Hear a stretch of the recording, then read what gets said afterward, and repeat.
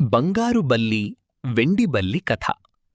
వరదరాజ పెరుమాళ్ టెంపుల్లో ప్రసిద్ధిగా ఉన్న బంగారు బల్లి వెండి బల్లి వెనుక ఒక పురాతన పౌరాణిక కథ ఉంది. అనేక సంవత్సరాల క్రితం గౌతమ మహర్షి ఆశ్రమంలో ఇద్దరు శిష్యులు విద్యాభ్యాసం చేసేవారు. వారు గురువుకి ఎంతో భక్తితో సేవ చేసేవారు. ప్రతిరోజూ పూజ కోసం పవిత్ర జలాన్ని తీసుకువచ్చి సమర్పించేవారు. ఒకరోజు వారు తీసుకొచ్చిన కలశంలో అనుకోకుండా రెండు చిన్న బల్లులు పడిపోయాయి.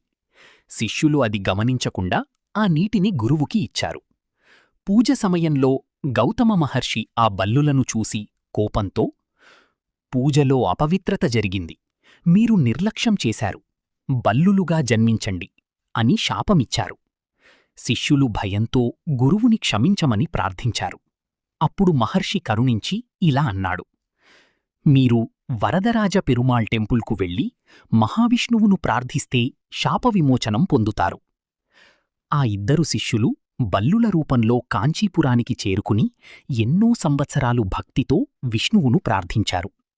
చివరికి మహావిష్ణువు ప్రత్యక్షమై వారికి మోక్షం ప్రసాదించాడు. ఆ సంఘటనకు గుర్తుగా ఆలయంలో ఒక బంగారు బల్లి మరియు ఒక వెండి బల్లి ప్రతిష్ఠించారు.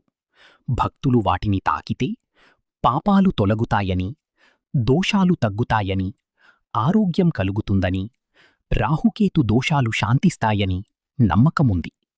ఇప్పటికీ వేలాది మంది భక్తులు వరదరాజ పెరుమాళ్ టెంపుల్లో ఈ బంగారు, వెండి బల్లులను దర్శించి ఆశీర్వాదం పొందుతున్నారు.